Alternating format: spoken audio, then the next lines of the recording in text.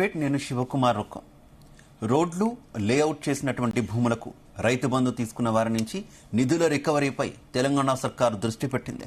ఇప్పటికే జిల్లాల కలెక్టర్లకు ఉత్తర్వులు జారీ అయ్యాయని, రేపు మాపు లబ్ధిదారులకు నోటీసులు అందనున్నాయని వార్తలు వస్తున్నాయి. మేడ్చల్లో ఓ వ్యక్తి నాన్ అగ్రికల్చర్ భూమికి సంబంధించి 16 లక్షల రూపాయలను రెవెన్యూ చట్ట ప్రకారం రికవరీ చేయాలని నిర్ణయించినట్టు తెలుస్తుంది. రైతు బంధు పథకంలో దుర్వినియోగమైన సొమ్మును సంబంధిత వ్యక్తుల నుంచి రికవరీ చేసేందుకు ప్రభుత్వం రెడీ అయిందని తెలుస్తుంది. దీంతో బడా నేతలకు టెన్షన్ మొదలైంది. ఇదే అంశానికి సంబంధించి ఇవాల్టి డిబేట్లో మనం చర్చించబోతున్నాం. నాతో పాటు డిబేట్లో పాల్పంచుకుంటున్నారు ప్రకాష్ రెడ్డి గారు, భారతీయ జనతా పార్టీ నాయకులు, మరి కాసేపట్లో జాయిన్ అవుతారు. ఇక చరణ్ కౌశిక్ గారు, కాంగ్రెస్ పార్టీ నాయకులు, వివి రావు గారు విశ్లేషకులు, అలాగే మరి కాసేపట్లో జాయిన్ అవుతారు పల్లె రవికుమార్ గారు, బీఆర్ఎస్ పార్టీ నాయకులు. అందరికీ నమస్కారం. ముందుగా కౌశిక్ గారు మీతోనే స్టార్ట్ చేస్తున్నా. కౌశిక్ గారు, ఏం జరుగుతుంది రైతు భరోసా లేదంటే రైతు బంధుకు సంబంధించి? అంటే రైతు భరోసా విషయంలో తెలంగాణ రాష్ట్రంలో కాంగ్రెస్ పార్టీ అధికారంలోకి వచ్చిన తర్వాత మీ మేనిఫెస్టో ఇచ్చిన విధంగా రైతు భరోసా సాయాన్ని పెంచాలని చెప్పేసి తెలంగాణ రాష్ట్ర కాంగ్రెస్ ప్రభుత్వం భావిస్తా ఉంది. ఆ దిశలోనే నిన్న ఆదిలాబాద్ జిల్లాలో రైతులతోటి భేటీ అయినటువంటి బట్టి విక్రమార్క గారు వారితోటి ఒపీనియన్ తీసుకున్న సందర్భం మనం చూసినాం. అదే కాకుండా మొన్న ఖమ్మం జిల్లాలో బట్టి విక్రమార్క గారితో పాటు పొంగులేటి శ్రీనివాస్ రెడ్డి గారు, తుమ్మల నాగేశ్వరరావు గారు, శ్రీధర్బాబు గారు, ఈ నలుగురు కూడా ఖమ్మం జిల్లా రైతాంగంతో మాట్లాడి ఎవరికి రైతు భరోసా ఇస్తే బాగుంటది, కౌలు రైతులపై ఏం చేద్దాం, అదే రైతు కూలీలు ఏ విధంగా ఫైండ్ అవుట్ చేద్దాం, ఇవన్నీ విషయాల గురించి కూడా ఆల్రెడీ కూలంకషంగా రైతాంగంతో చర్చించిన సందర్భం మనం చూసినాం. కాబట్టి టోటల్ గా ఉన్నటువంటి తెలంగాణ రాష్ట్రంలో పాత 9 జిల్లాలు తిరిగి తర్వాత ఒక అంచనాకు వచ్చిన తర్వాత దాన్ని అసెంబ్లీలో పెట్టి చర్చించిన తర్వాత ప్రతిపక్ష పార్టీతోటి ప్రజా సంఘాలతో మాట్లాడిన తర్వాత ఎవరికి రైతు భరోసా ఇవ్వాలి, అదేవిధంగా ఇండి ఎకరాలకి ఇవ్వాలి, అదే కాకుండా కుట్టలు కావచ్చు, అదేవిధంగా లేఅవుట్ చేసినట్టు భూములు కావచ్చు, గతంలో ఔటరింగ్ రోడ్లో పోయినటువంటి ల్యాండ్లకు కావచ్చు, అదేవిధంగా సాగు చేయనటువంటి భూములకు పెద్ద ఎత్తున గతంలో 10 సంవత్సరాల కాలం పాటు రైతు బంధు తీసుకున్నారు. కాబట్టి అన్నిటి విషయంలో ఏం చేస్తే బాగుంటది అని చెప్పేసి పెద్ద ఎత్తున ప్రజాభిప్రాయ సేకరణ చేస్తా ఉన్నారు. దానిలో భాగంగా నిన్న ఆదిలాబాద్ జిల్లా పోయారు. తర్వాత ఒక్కొక్క జిల్లా వారిగా తిరిగిన తర్వాత టోటల్ రిపోర్ట్ వచ్చిన తర్వాత అసెంబ్లీ 24 నుంచి ప్రారంభమవుతా ఉంది. అసెంబ్లీలో చర్చించిన తర్వాత రైతు బంధు భరోసా సాయం పెంచాలని చెప్పి ప్రభుత్వం భావిస్తా ఉంది. అయితే కౌశిక్ గారు, నిబంధనలకు సంబంధించి ప్రజా సంఘాల అభిప్రాయాలు, ప్రజల అభిప్రాయాలు, రైతుల అభిప్రాయాలు, అంటే ఇతర రాజకీయ పార్టీల అభిప్రాయాలు తీసుకుంటా ఉంటున్నారు. స్వాగతించాల్సిందే, అంత బాగానే ఉంది. కానీ కొత్తగా మరో అంశం వినిపిస్తుంది, రికవరీ. అంటే గతంలో ఎవరైతే అనధికారికంగా తీసుకున్నారో, అనధికారికంగా అంటే రైతు భూములు కాస్త వ్యవసాయ పంటలు కాస్త లేఅవుట్ల కింద మార్చారో, ఆ రకమైనటువంటి భూములకు తీసుకున్నటువంటి అమౌంట్ ని రికవరీ చేస్తా ఉంటున్నారు. ఏంటి రికవరీ అసలు సాధ్యపడుతుంది? ఎందుకు డెసిషన్ తీసుకున్నారు? గతంలో కూడా రైతు బంధు ఇచ్చేటప్పుడు కొన్ని కండిషన్లు ఉండొచ్చు. సరే, ఆ కండిషన్లు ఏమున్నాయి, ఏదైంది అనే విషయం ఇంకా పూర్తి స్థాయిలో మాకు తెలియదు. ఎందుకంటే ఎవరో ఒకరు కంప్లైంట్ ఇచ్చి ఉంటే తప్ప అసలు భూమే లేకుండా చాలా పెద్ద ఎత్తున గతంలో టీఆర్ఎస్ పార్టీ సంబంధించినటువంటి ఎమ్మెల్యేలు గతంలో 1979, 80 ప్రాంతంలో లేఅవుట్లు అయినప్పటికీ తర్వాత మరొకసారి లేఅవుట్ చేసి తర్వాత మరొకసారి ధరలు వచ్చిన తర్వాత పాస్ పుస్తకాలు తీసుకొచ్చి ప్రధానంగా రైతు బంధు తీసుకున్నట్టుగా చాలా స్పష్టంగా ధరణి కమిటీ సభ్యులు కూడా ఫైండ్ అవుట్ చేస్తా ఉన్నారు. ఎందుకంటే ధరణిలో ప్రధానంగా ధరణి కమిటీ వేసిన తర్వాత ధరల్లో ఏ విధంగా ఒక్కొక్క ధరని, అదేవిధంగా కన్వర్షన్ చేసిన ల్యాండ్ కావచ్చు, అదేవిధంగా లేఅవుట్ చేసినటువంటి ల్యాండ్లకు ఏ విధంగా రైతు బంధు తీసుకున్నారు, ఇప్పుడు రైతు బంధు తీసుకున్న తర్వాత ఏ విధంగా కోర్టు కేసులు అయినాయి, కోర్టు కేసు అయిన తర్వాత ఏ విధంగా తెలంగాణ రాష్ట్రం యొక్క వివాదాలు పెరుగుతా ఉన్నాయని చెప్పేసి దాని మీద ధరణి రిపోర్ట్ వస్తా ఉంది. కాబట్టి ఆ వచ్చిన క్రమంలో దాని మీద ఎంక్వైరీ చేస్తున్నప్పుడు పెద్ద ఎత్తున మిస్యూజ్ అయినట్టు కొన్ని ప్రాంతాలు కనపడతా ఉంది. కాబట్టి ఆ దిశగా ఆలోచన చేయనట్లయితే ప్రధానంగా ఆ కోర్టు కేసులు అట్నే ఉండే అవకాశం ఉంది. అదేవిధంగా ఒక భూమి ఒకలేమో కబ్జాలు ఉన్నారు, ఒకలేమో పాస్ బుక్ ఉన్నాయి, ఇంకొకలేమో రైతు బంధు తీసుకుంటారు. కాబట్టి అన్నిటి పరిష్కారం చూపించాలంటే ఖచ్చితంగా దాని విషయంలో ఏదో ఒక నిర్ణయానికి వస్తే తప్ప ఖచ్చితంగా ఈ సమస్య పరిష్కారం కాదని చెప్పేసి ప్రభుత్వం భావిస్తా ఉంది. తెలంగాణ రాష్ట్రంలో అంటే మిస్యూజ్ అయినటువంటి ఫండ్స్ విషయంలో కావచ్చు, అదేవిధంగా గతంలో ల్యాండ్ లేని వ్యక్తులు కూడా ధరలోకి ఏ విధంగా వచ్చారు, ఏ విధంగా రైతు బంధు పొందిరు అనేది కూడా ఈ అన్నిటి విషయంలో కూడా ప్రభుత్వం చర్చిస్తా ఉంది. ఆ దిశగానే తెలంగాణ రాష్ట్రంలో ఎలాంటి రాజకీయ కక్షలకు కారణాలకు తావు లేకుండా ఓన్లీ నిజమైన రైతులకు రైతు బంధు సాయం అందాలని చెప్పేసి ప్రభుత్వం భావిస్తాం. Right, okay. ప్రకాష్ రెడ్డి గారు నమస్తే. నమస్తే అండి. ప్రకాష్ రెడ్డి గారు, ఏంటి కాంగ్రెస్ ప్రభుత్వ వైఖరిని ఏ రకంగా చూస్తున్నారు, రైతు భరోసా లేదంటే రైతు బంధు విషయంలో? ఇప్పుడు మిత్రులందరికీ నమస్కారం. రైతుల అనేటువంటి రైతు బంద్ అనేటువంటిది ఇక లేదండి. కాంగ్రెస్ పాలన రైతు భరోసా అని చెప్పారు. రైతు బంధు స్థానంలో రైతు భరోసా ఇస్తాం. అవును. రైతు బంధు 10,000 రూపాయలు, రైతు భరోసా 15,000 రూపాయలు. దానికి విధి విధానాలు తయారు చేసిన పేరు మీద నిన్న అన్ని జిల్లాలలో కూడా ఇంచుమించుగా మీటింగులు పెట్టినారు. ప్రజాభిప్రాయ సేకరణ అన్నారు. సరే, కాంగ్రెస్ పార్టీ నాయకుల అభిప్రాయ సేకరణ జరుగుతుందో తెలియదు కానీ సరే, ప్రజాభిప్రాయం పేరుతోటి కాంగ్రెస్ నాయకులందరూ కలిసి కూర్చొని మాట్లాడుతున్నారు. సరే, మాట్లాడుకోండి, నో ప్రాబ్లం. కానీ ఏంటంటే వారు మీరు రెండో లీక్ వార్త ఏంటంటే, దాని గురించి నేను ముందు చెప్పే ముందు లీక్ వార్త ఏంటంటే మళ్ళీ వాపస్ తీసుకుంటాము ఈ వీళ్ళందరి దగ్గర అక్రమంగా తీసుకున్న వాళ్ళ దగ్గర. అక్రమంగా ఎవరు తీసుకోరండి, ప్రభుత్వం ఇచ్చింది. ప్రభుత్వం మొదటిసారి చెక్ ఇచ్చింది, రెండోసారి అందరికి అకౌంట్ లో అకౌంట్ లో వేసేసింది. అది ఇప్పుడు నాకు ఇస్తే నేను అక్కడ నేను తీసుకోలే కానీ చెప్తున్నా, నాకు ఇస్తే నేను అక్కడ నేను తీసుకున్నట్టు కదా, నాకు ఇచ్చిండ్రు వారు. కాబట్టి ఎవరి మీద తీసుకోవాలంటే ముందు కేసీఆర్ మీద తీసుకోవాలి. కేసీఆర్ గురించి ఒక్క మాట మాట్లాడకుండా అక్రమంగా తీసుకున్న వాళ్ళని ఇచ్చిన వాళ్ళను మాట్లాడకుండా తీసుకున్న వాళ్ళు బ్యాంక్ అకౌంట్ ఉన్నారు, నా అకౌంట్ లో పడేసినారు. దానికి మీరు తీసుకున్న చర్యలు ఏమి ఉండలేవు కూడా. ఎవరు వాపస్ కట్టమంటే ఎవరు కట్టారు. ఇదంతా కూడా ఏంటంటే మీడియాలో ఇష్యూస్ డైవర్ట్ చేయడం కోసం కనపడేటువంటి ఒక సీన్ అయితే ప్రకాష్ రెడ్డి గారు ఇచ్చింది అధికారులు అంటారా, లేదంటే నేరుగా కేసీఆర్ అంటారా? ఎవరైనా ఉండేదండి, అధికారులు అయితే ప్రభుత్వం అవుతుంది. ప్రభుత్వం చర్య తీసుకుంటారు. ముఖ్యమంత్రి గారు మెయిన్ ప్రభుత్వ అధినేత కాబట్టి అధినేత నిర్ణయం, అధినేత ఆలోచన మేరక, లేకపోతే అధికారులు ఇచ్చారా, మంత్రి ఇచ్చాడా, ఎవరు ఇచ్చారనే సంగతి తర్వాత. ఫైనల్ గా ఫైనాన్స్ సంతకం పెట్టేది ముఖ్యమంత్రి గారే కాబట్టి 7,500 కోట్ల రూపాయల ముచ్చట కాబట్టి ఇచ్చింది కేసీఆర్ గారు. అంటే ప్రభుత్వం ఇచ్చింది అనేటువంటి దీంతో ఎవరు ఇచ్చారు, ఎందుకు ఇచ్చారు, అసలు ఆ లిస్ట్ లో తయారు చేసినారు, అవన్నీ ముందు ఎంక్వైరీ ఇప్పటిదాకా చేసుకోవాలి. 8 నెలలు అయిపోయిందండి. 8 నెలలు అడుగుపెట్టినాం మన తెలంగాణ కాంగ్రెస్ ప్రభుత్వం వచ్చి. ఆల్మోస్ట్ వాళ్ళ 10% వాళ్ళ కాలఖండం పూర్తి అయిపోయింది. చివరి 10% ఎలక్షన్స్ పోతే మధ్యలో 80% మిగిలింది ఇప్పుడు అమలు చేయడానికి. అయితే నేను ఏంటంటే రైతు భరోసా వాళ్ళు ఇస్తామన్న రైతు భరోసాలో నాలాలు ఉన్నాయా, చెట్లు ఉన్నాయా, లేకపోతే ప్లాట్లు చేసిండ్రు, ఇల్లు కట్టిండ్రు, వాటిని తీసేది ఎవరు. వాటి విషయంలో ఎవరు కూడా రైతు భరోసా ఇవ్వమని ఎవరు డిమాండ్ చేయరు. ఎందుకంటే అది వ్యవసాయం జరగని భూమి కాబట్టి. కానీ జరిగేటువంటి భూమిలో 5 ఎకరాలు ఉందా, 10 ఎకరాలు ఉందా, ఇది కాదు. ఎందుకంటే రైతు భరోసా అనేది మీరు చెప్పింది రైతు బంధు కానీ రైతు భరోసా కానీ రైతులను వ్యవసాయం చేసేటువంటి వాళ్ళకు పెట్టుబడి సహాయం కిందనే మీరు ఇస్తున్నారు. పెట్టుబడి అంటే పెట్టుబడి సహాయమే అదిగా. కాబట్టి వ్యవసాయం చేసే ప్రతి ఒక్కరు 5 ఎకరాలు ఉన్న పెట్టుబడి సహాయం అవసరం, 20 ఎకరాలు పెట్టుబడి సహాయం అవసరం. అలానే 100 ఎకరాలు ఉన్న వాళ్ళు కూడా ఇస్తే కరెక్ట్ అంటారా ప్రకాష్ రెడ్డి గారు? 100 ఎకరాలు వాళ్ళకి కూడా ఏమిటంటే రైతే కదా పెట్టుబడి సహాయం, పెట్టుబడే కదా రైతుకు పోగాల్సిన పెట్టుబడే కదా. 100 ఎకరాలు ఉన్నాయన్నా 100 కోట్లు ఇచ్చాడు అనుకుంటే దానికి ఏం చేయలేము. 100 కోట్లైనా హైదరాబాద్ ఇన్కమ్ ట్యాక్స్ కడుతున్నాడు అంటే అది వేరే అంశం. ఆయన ఫామ్ హౌస్ లకు ఇచ్చే విషయం వేరే, ఫామ్ హౌస్ల సంగతి వేరే. కానీ మీరు వ్యవసాయం ఫామ్ హౌస్ లో కేసీఆర్ గారు ప్రాణాల్లో ఫామ్ హౌస్ లో కూడా వచ్చినాయి కానీ అది వేరే విషయం. కానీ అందుకోసం ట్యాక్స్ పేడ్ అవునా కాదా ఇవన్నీ కూడా చర్చనీయాంశాలే. కానీ మీరు మహిళలందరికీ 5,000, రైతులందరికీ రైతు భరోసా. రైతులందరూ అంటే వ్యవసాయం చేసే వారు, ఇన్కమ్ ట్యాక్స్ కట్టే వాళ్ళు కాదు, లేకపోతే 100 ఎకరాలు ఉన్న వాళ్ళు కాదు అని మీరు అనలే కదా. మీరు ఎన్నికల మేనిఫెస్టోలో ఏం మాట్లాడారు? కాంగ్రెస్ పార్టీ ఎన్నికల మేనిఫెస్టోలో ఏమి ఇచ్చింది? నేను ఐ గో త్రూ మేనిఫెస్టోలో మీరు రాసింది ఏంటి? మీరు 6 గ్యారంటీలలో, లేకపోతే విపులీకరించినటువంటి 420 అంశాలలో, లేకపోతే 66 పదాలలో కూడా ఎక్కడన్నా మేము రైతు భరోసాను అర్హులైన రైతులకు ఇస్తామన్నారు. కనీసం ఒక పదం ఉపయోగించారు, అర్హులైన రైతులకు అని. రైతులందరికీ అన్నారు. మరి అది అర్హులైన రైతులు అనే దానికి మన సపరేట్ కేటగిరీ తయారు చేస్తారు. ఇప్పుడు ఎన్నికలప్పుడు ఆ మాట చెప్పొచ్చు కదా. మేము కూడా మేనిఫెస్టో తయారు చేసినా, మాది కూడా జాతీయ పార్టీ. మేము కూడా నేనున్న మేనిఫెస్టో రాసేటప్పుడు ఆ కమిటీలో నేను రాత ఉంటే కదా ఏది పెట్టాలా ఏది పెట్టకూడదని ఆల్ ఇండియా పార్టీ డైరెక్షన్ ఇచ్చింది. ఇక మాకు ఓట్ల కోసం ఏమైనా మాట్లాడతాం, ఎన్నైనా మాట్లాడతాం, ఎంతకంటే దిగుదారు మాట. రైతులందరికీ రైతు భరోసా. డిస్కస్ చేద్దాం అన్ని డిస్కస్ చేద్దాం. మళ్ళీ మీ దగ్గరకు వస్తాను నేను. పాయింట్ అది. అందుకోసమనే రైతు భరోసా అనే పదాన్ని దాంట్లో రెండో పాయింట్ ఉంది. ఇప్పుడు అబ్సెంటరైజ్ ఫార్మర్స్ ఉన్నా కూడా, అంటే హైదరాబాద్ లో ఉండి ఊళ్ళలో పొలం ఉంటే కౌలు రైతులకు వస్తారు. ఆ కేటగిరీ కింద కౌలు రైతులు వచ్చేస్తారు కదా. నా పొలం ఉంది, నా పొలం ఎవరో కౌలు చేస్తే కౌలు రైతు దాంట్లోకి వచ్చేస్తారు కదా. కాబట్టి అది కూడా తగ్గేది ఏం లేదు. తర్వాత రైతు కూలీలకు కూడా ఇస్తామన్నారు. రైతు భరోసా కంప్రైజ్ 3 కలిపితే రైతు భరోసా అవుతుంది కదా. రైతు కూలీలు, కౌలు రైతులు, పంట వ్యవసాయం చేసేటువంటి సొంత రైతులు, సొంత భూమి వ్యవసాయం చేసే రైతులు. ఈ 3 కేటగిరీస్ ను మీరు ఎట్లా డిసైడ్ చేయబోతున్నారో డిసైడ్ చేయకుండా మీటింగ్ పెట్టాము, ఇది డిసైడ్ చేశామని, ఇది ప్రజల యొక్క ఆలోచన దారి మళ్ళించేటువంటి ప్రయత్నం, లేకపోతే ప్రజల చర్చనీయాంశం చెప్పి ఓకే ప్రకాష్ రెడ్డి గారు, ఓకే మళ్ళీ మీ దగ్గరికి వస్తాను నేను. నమస్తే వివిరావు గారు. నమస్తే అండి. నమస్తే. యా వివిరావు గారు, మీకు ఏమనిపిస్తుంది?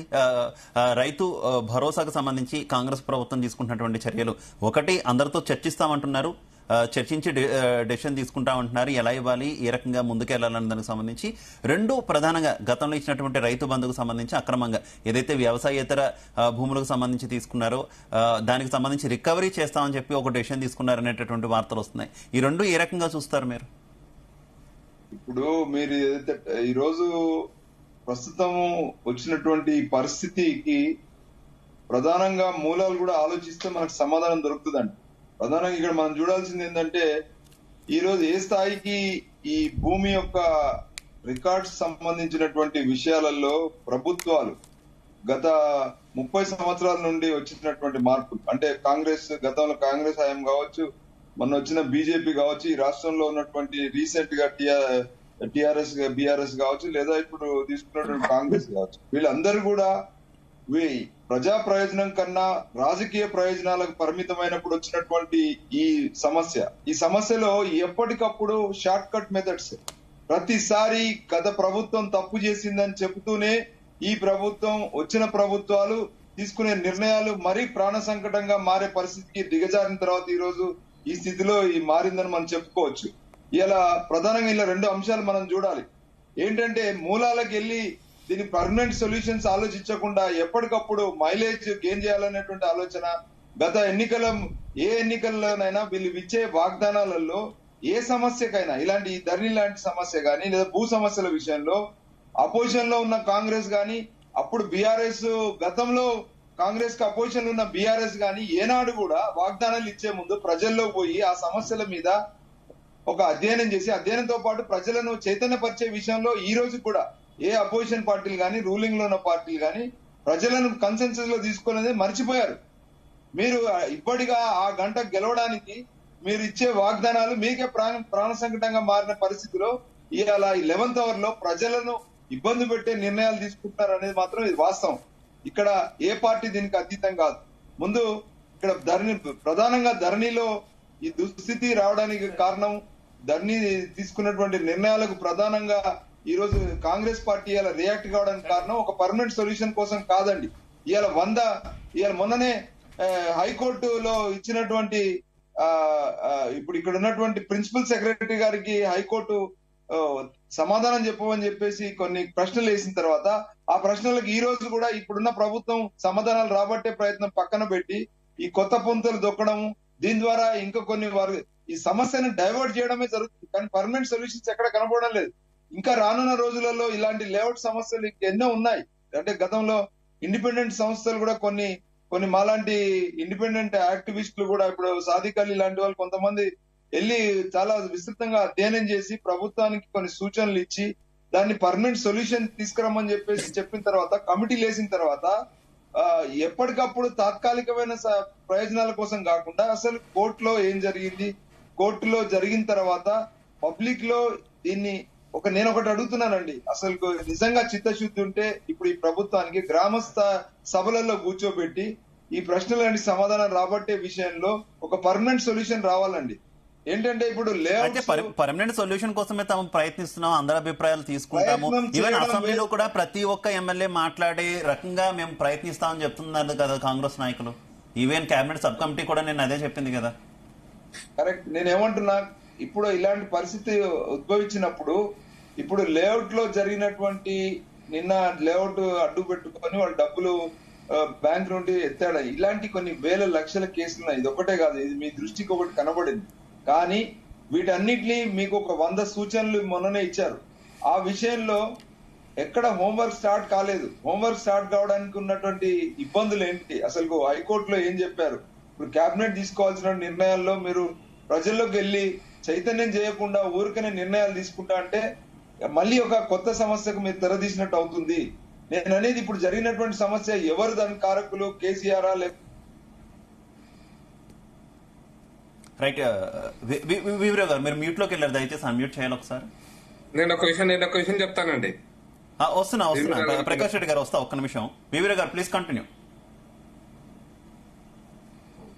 ఆయన కట్ అయినట్టున్నారు. మనతో పాటు జాయిన్ అయ్యారు పల్లె రవికుమార్ గారు బీఆర్ఎస్ పార్టీ నుంచి. నమస్తే పల్లె రవి గారు. నమస్తే, గుడ్ మార్నింగ్ అండి. వెరీ గుడ్ మార్నింగ్ అండి. పల్లిరావు గారు, ఏంటి మీరు ఏ రకంగా చూస్తున్నారు? ఒక పక్క కేబినెట్ సబ్ కమిటీ ప్రతి జిల్లాలో కూడా సమీక్షిస్తుంది, ప్రజలతో కలుస్తుంది, రైతు సంఘం నాయకులతో కలుస్తుంది. రైతు భరోసాకు సంబంధించి ఈ రకమైనటువంటి నిబంధనలు పెట్టాలి, ఈ రకంగా ముందుకెళ్లాలనేటటువంటి చర్చ జరుగుతుంది.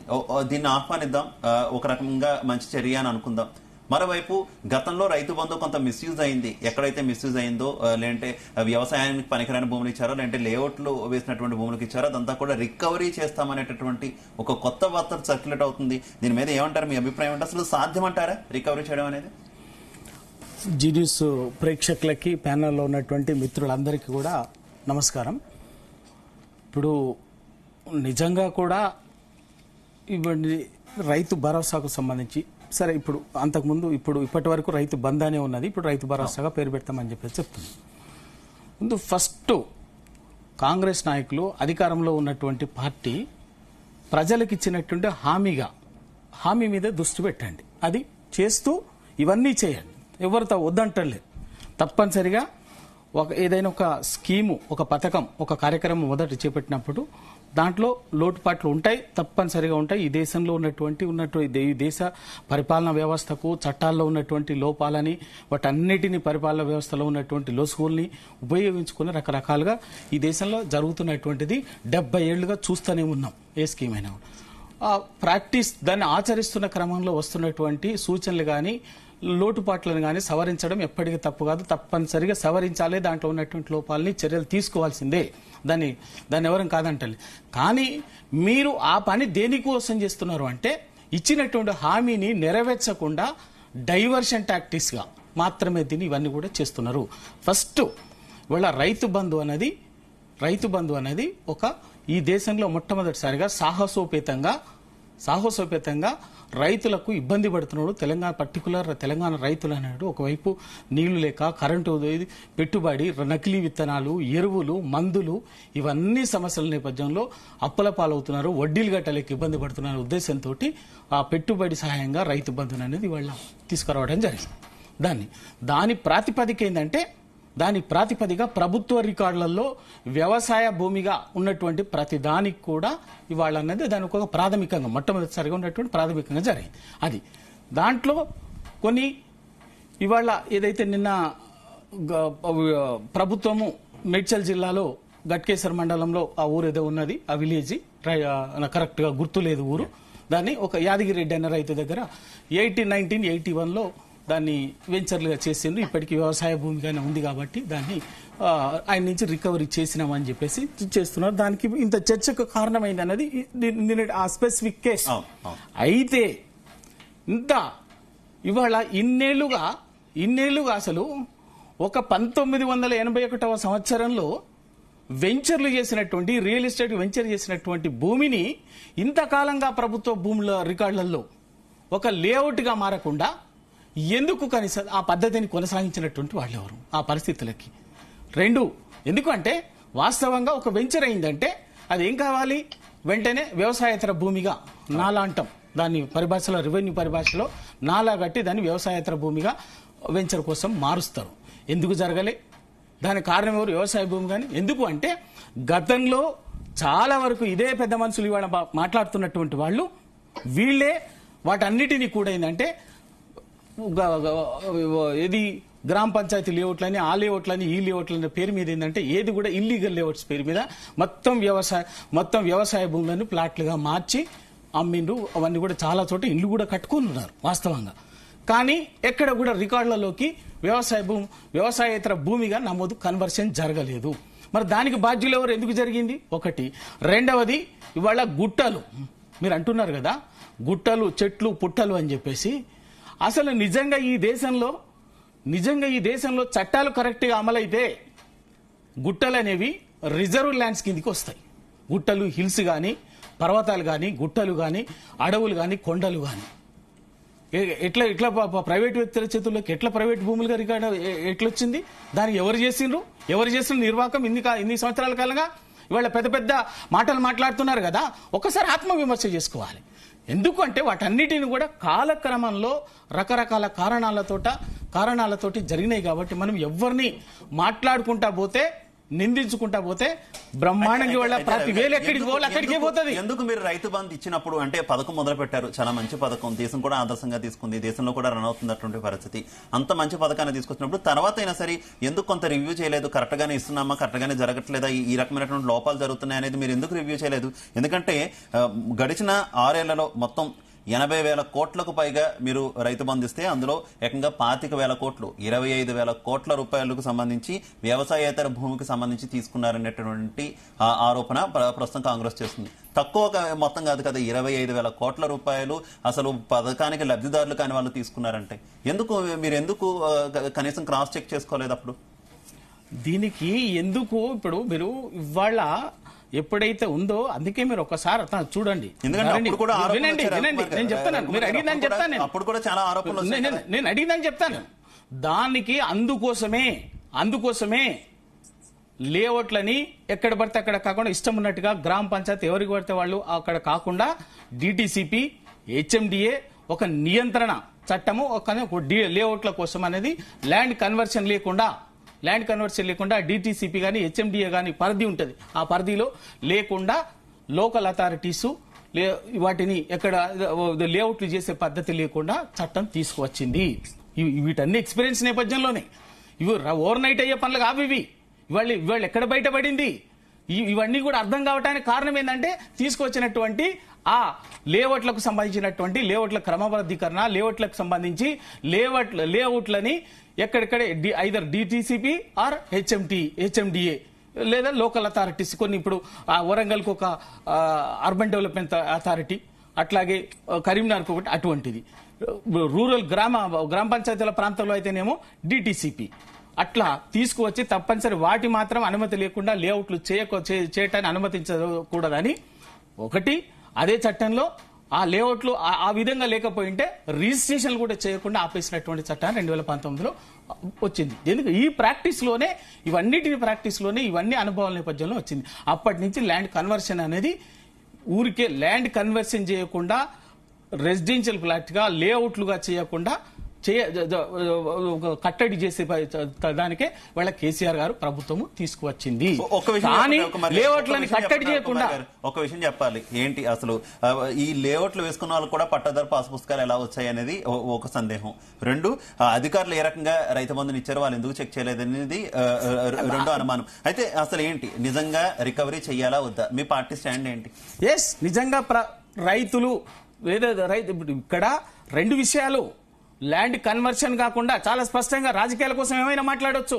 ల్యాండ్ కన్వర్షన్ కాకుండా జరిగినటువంటి వ్యవసాయేతర భూమిగా నమోదు కాకుండా వ్యవసాయ భూములు కానీ అట్లనే రకరకాల ఇండస్ట్రియల్ ల్యాండ్స్ కానీ ఇంకోటి కానీ ల్యాండ్ కన్వర్షన్ చేయాలి. పర్పస్ వాడుతున్నప్పుడు ఏ పర్పస్ కోసం అయితే అది వాడుతున్నారో ఆ పర్పస్ కన్వర్షన్ చేయాలి. అప్పుడే వాటికి పర్మిషన్ ఇవ్వాలి, రిజిస్ట్రేషన్ కానీ ఇంకోటి కానీ. లేకుంటే ఇవాళ ఇండస్ట్రీ అది లేకుండానే ఇవాళ కన్వర్షన్స్ లేకుండానే రికవరీ చేయాలా వద్దా? చెప్తాను. మీరు అడిగింది ఆ భాగం కూడా చెప్తాను తప్పనిసరిగా. అయితే ల్యాండ్ కన్వర్షన్ చేయకుండా కేవలం ఈ లేఅవుట్లకు ఇంకా రకరకాల పర్మిషన్లకు ఇవ్వటం వల్ల వచ్చినటువంటి సమస్య ఇది. దాన్ని ఒకవేళ అయినప్పటికీ కూడా ఇటువంటిది కూడా ఏదైనా ఎక్కడైనా పొరపాటు జరిగి ఎవరైనా ల్యాండ్ కన్వర్షన్ జరిగి రికార్డులో వ్యవసాయ భూమిగా లేకుండా ఇంకే పర్పస్ ఉన్న ఆన్ రికార్డ్స్ ఉన్నప్పటికీ కూడా ఎవరి మీద ఉన్నా కూడా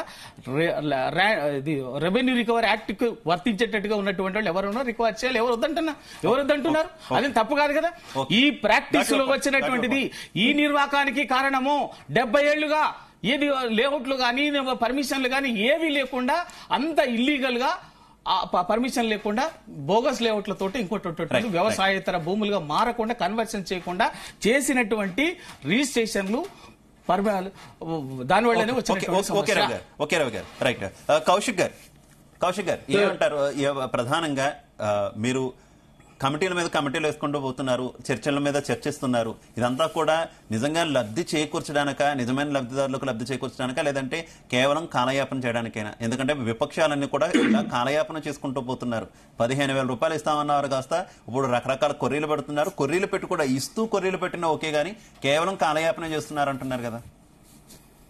కాలయాపన చేసే ఉద్దేశం ఉంటే తెలంగాణ రాష్ట్రంలో ఉమ్మడి జిల్లాల వారీగా రైతాంగంతో సమీక్ష చేసే అవకాశమే లేకుండే. కానీ తెలంగాణ రాష్ట్రంలో రైతాంగంతో మాట్లాడిన తర్వాత రైతు బంధు సాయం ఎవరికి ఇస్తే బాగుండదు, ఎన్ని ఎకరాలకు ఇవ్వాలా, ఏ విధంగా ఇస్తే బాగుండదు అని చెప్పేసి రైతులతోనే నేరుగా మాట్లాడుతా ఉన్నారు. రైతుతో మాట్లాడిన తర్వాత అసెంబ్లీలో చర్చ చేయాలి, ప్రజా సంఘాలతో మాట్లాడిన తర్వాత దీని విషయంలో పూర్తి క్లారిటీ వచ్చినట్లయితే రవికుమార్ గారు ఒక అంశాన్ని ప్రస్తావించారు కౌశిక్ గారు. పథకాన్ని కంటిన్యూ చేస్తూ, ఎందుకంటే గతం నుంచి ఉన్న పథకం కొత్త పథకం ఏం కాదు, పథకాన్ని కంటిన్యూ చేస్తూ దాని మీద ఏమైనా చర్యలు సమీక్షలు చేస్తూ దాని మీద రివ్యూ చేస్తూ ఒక డెసిషన్ తీసుకుంటే కరెక్ట్ కదా. ఎందుకంటే చాలా మందికి ఇప్పటికే రైతు బంధు ఆగిపోయింది, పెట్టుబడి సాయం లేకుండా ఎన్ని పంటలు ఇలా నష్టపోతూ ఉంటారు, అది కూడా పరిగణలోకి తీసుకోవాలి కదా. ఇప్పుడు last time Rythu Bandhu already ఇచ్చారు. ఓన్లీ ఈ సీజన్ సంబంధించి కూడా అతి త్వరలోనే ప్రభుత్వము రైతు భరోసా విషయంలో స్వచ్ఛత ప్రకటించబోతా ఉంది. అదే కాకుండా ఈ నెల అంటే ఆగస్టు 15 లోపే రుణమాఫీ జరగబోతా ఉంది. రైతు భరోసా సాయం పెంచినట్లయితే పూర్తి స్థాయి గైడ్ లైన్స్ వచ్చి ఎవరికి రైతు భరోసా ఇస్తాం, ఎవరికి ఇయ్యలేకపోతున్నాం, అదేవిధంగా గైడ్ లైన్స్ ఏందని చెప్పేసి పూర్తి క్లారిటీ ఇచ్చినట్లయితే రైతు భరోసా విషయంలో మరొకసారి చర్చకు తావు లేకుండా తెలంగాణ రాష్ట్రంలో రైతు భరోసా విషయంలో మరొకసారి అంటే వెనుకకు పోయి చూసుకోకుండా గతంలో జరిగిన తప్పులు జరగకుండా చూసుకోవాలని ప్రభుత్వం భావిస్తా ఉంది. కాబట్టి అన్ని జిల్లాలు పాత జిల్లాల వారిగా తిరిగి సమీక్షలు నిర్వహిస్తా ఉన్నారు, ఒపీనియన్ తీసుకుంటా ఉన్నారు. అతి త్వరలోనే రైతు భరోసా విషయంలో ప్రభుత్వం క్లారిటీ ప్రకటించబోతా ఉంది. ఇవాళ రేపో రైతు రుణమాఫీ సంబంధించి కూడా గైడ్ లైన్స్ రాబోతా ఉన్నాయి. ఆల్రెడీ ప్రభుత్వం దపదపాలుగా చర్చలు చేసి ఏ విధంగా అలాగే కౌశిక్ రెడ్డి గారు ప్రకాష్ రెడ్డి గారు అన్నట్టు అసలు మీరు ఎన్నికల సమయంలో ఈ రకంగా ఇన్ని కొర్రీలు పెడతాము, లేదంటే వచ్చిన తర్వాత సమీక్షలు చేస్తాము, కమిటీలు వేస్తాము, అది ఇది అని ఇన్ని రకాల హామీ ఇవ్వలేదు కదా. రైతు బంధును రైతు భరోసాగా మారుస్తామన్నారు, 15,000కు పెంచుతామన్నారు. మరి ఎందుకు ఇప్పుడు ఇన్ని కండిషన్స్ ఎందుకు వస్తున్నాయి సార్? కండిషన్ లేకుండా ఉంటుందా అని మీరు చెప్పండి. కండిషన్ లేకుండా ఏ వ్యవస్థ ఉంటుందా? కండిషన్ లేకుండా వైట్ రేషన్ కార్డు కావాలి, వైట్ రేషన్ కార్డు కావాలంటే దానికి ఒక కండిషన్ లేకుండా ఎట్లా ఉంటుందండి? అంటే అందరికి ఇస్తారా? ప్రభుత్వ పథకాలు ప్రతి ఒక్క వ్యక్తికి ఇచ్చే అవకాశం ఉండదు ఎక్కడ కూడా. దానికి ఒక కండిషన్ ఉంటాయి, నియమనిబంధనలు ఉంటాయి. ఏ పథకమైన దేశంలో ఏ పథకం తీసుకొచ్చినా కూడా అదే చేసి కదా. మరి ఎందుకు వీళ్ళు కిసాన్ పిఎం కింద వారు కూడా రైతు బంధు సాయం ఇస్తా ఉన్నారు, మరి ఎందుకు ఎన్ని ఎకరాలను కూడా ఎందుకు ఇస్తలేరు? దానికి ఎందుకు కండిషన్ పెట్టుకో ఉంటాయి? కండిషన్ లేకుండా ఏ పథకం కూడా మనం అమలు చేయలేము. కండిషన్ ఉండాల్సిందే. ఖచ్చితంగా నిజమైన లబ్ధాలకు మేలు జరగాలని చెప్పి ప్రభుత్వం భావిస్తా ఉంది. ఎక్కడ రాజకీయ కక్షలు కార్మికులు తావు లేకుండా నిజమైన లబ్ధాలు గుర్తించి రైతు భరోసా సాయం పెంచాలని చెప్పి ప్రభుత్వం భావిస్తా ఉంది. అదే కౌలు రైతు విషయంలో ఏ విధంగా ముందుకు పోవాలా, రైతు కూలీలను ఏ విధంగా గుర్తించాలా, ఈ అన్నిటి విషయంలో ప్రభుత్వం అతి త్వరలోనే క్లారిటీ ఇవ్వబోతా ఉంది. ఈ రోజే మహబూబ్నగర్ పాత జిల్లాకు సంబంధించి కూడా సమీక్ష సమావేశం జరగబోతా ఉంది. ఇంకా 6 జిల్లాలు తిరిగిన తర్వాత పూర్తి స్థాయిలో ప్రభుత్వం అదేవిధంగా ప్రజా సంఘాలతో చర్చించిన తర్వాత ఈ నెల 24 తారీఖు తర్వాత జరిగే అసెంబ్లీ సమావేశాల్లో దాని మీద కూడా డిస్కస్ చేయబోతా ఉన్నారు. కాబట్టి ప్రతిపక్ష పార్టీలు కూడా ఒపీనియన్ కూడా తీసుకోబోతా ఉన్నారు. కాబట్టి ఎవరు అధైర్యపడాల్సిన అవసరం, నిజమైన లబ్ధాలకు మేలు జరగాలని చెప్పేసి మనం అందరం కోరుకోవాల్సిన అవసరం ఉంది. ఆ దిశగానే తెలంగాణ రాష్ట్రంలో ప్రజాప్రభుత్వం అడుగులేస్తా ఉంది తప్ప ఏదో కాలయాపన కోసమో లేదా రాజకీయ కౌశిక్ గారు ఇన్ని ఎకరాలు ఉంటే మాత్రమే మేము రైతు భరోసా ఇస్తాము, కేవలం ఇన్ని ఎకరాలు ఉంటే మాత్రమే రైతు భరోసా ఇస్తాము, 5 ఎకరాల 10 ఎకరాల ఈ రకమైనటువంటి ఇంత మార్జిన్ ఉంటేనే రైతు భరోసా ఇస్తాము, వచ్చిన తర్వాత సమీక్షిస్తామని మీరు ఎన్నికల ప్రచారంలో చెప్పలేదు కదా.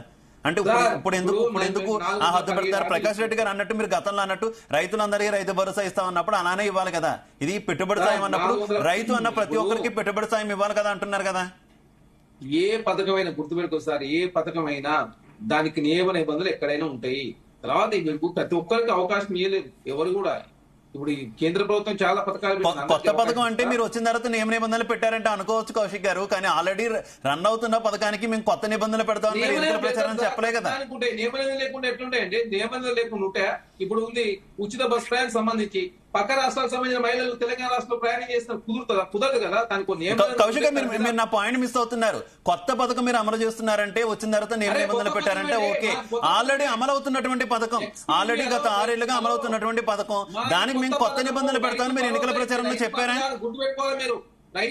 మేము ఆల్రెడీ అమలు అవుతున్నటువంటి పథకానికి మేము వచ్చిన తర్వాత నియమ నిబంధనలు పెడతాము, కండిషన్లు పెడతాము, లేదంటే వీళ్ళకి కట్ చేస్తాము. అట్లా ఉండదు. ఏ పథకమైనా అట్లా ఉండదు. 417 హామీలు ఇచ్చిన ప్రతి దానికి మేము క్లారిటీ ఎప్పుడైనా కూడా ఏ పథకానికి కూడా దానికి నియమ నిబంధనలు ఉంటాయి. ఎంతవరకు రుణమాఫీ చేస్తారు, ఎంతవరకు చేయలేము. అంటే 10 లక్షల రుణం తీసుకుని 10 లక్షల రుణమాఫీ చేస్తారు రైతులకు. అట్లా ఉండదు కదండి.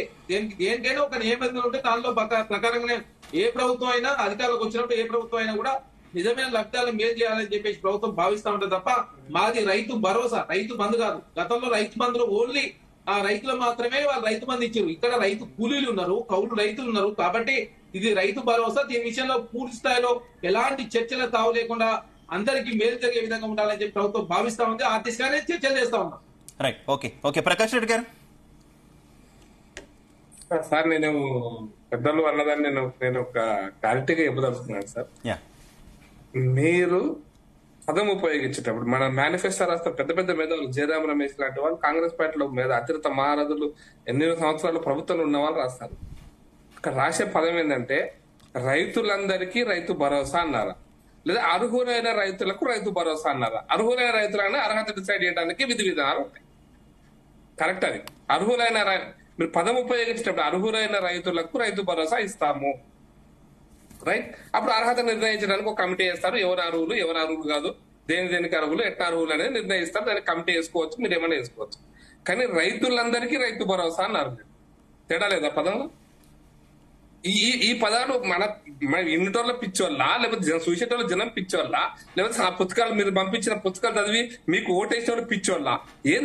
ఏం మాట్లాడుతున్నారు? అర్హత లేదని నేను అంటారులే, కానీ మేము కూడా కొన్ని ఇప్పుడు ఇస్తాం.